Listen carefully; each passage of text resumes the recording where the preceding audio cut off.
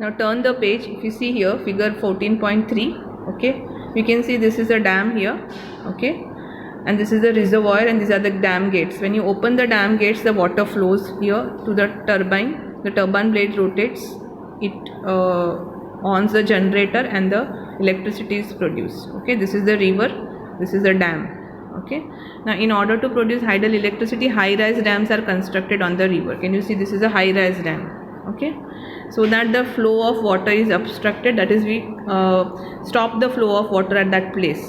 Okay, and the water is collected in the reservoirs. So this is the reservoir where the river water is collected.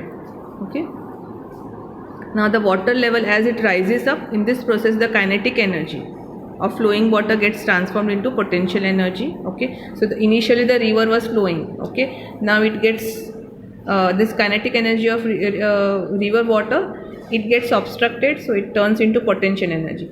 After, when the gates are open, again the reversal takes place. This potential energy gets converted into kinetic energy. Okay, now at the bottom of the dam you have a turbine here. Okay, since the water of the reservoir can be refilled each time when it rains, so when the reservoir water, if it is getting over, every time it rains it will get refilled here, so we don't have to worry about it. The water, this is a renewable source of energy, so it will have this, how much ever this electricity is used, it is not like this fossil fuels, it will get finished also. Okay, but there are certain problems associated with construction of dam. The first problem is, whenever the dam is constructed, only limited number of places in this earth are available for construction, because preferably it's always the hilly areas, the hilly terrains where the dams can be constructed. Second, the large areas of agricultural land where the dam is getting constructed, okay, and the human habitation, they have to be sacrificed.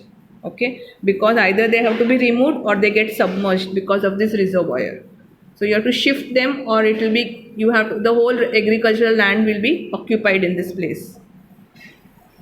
Then the third is the large ecosystems which are submerged under water in this dam. So the complete areas, whatever ecosystems are there, plants, flowers, birds, animals, they all get destroyed. Okay, the vegetation which is rotted under anaerobic conditions, because they don't get oxygen, whatever is submerged inside here gets rotted means it gets decomposed. Okay, and because of that it gives large amount of methane gas. Now this methane gas contains carbon, so it's a greenhouse gas, again creating pollution and global warming.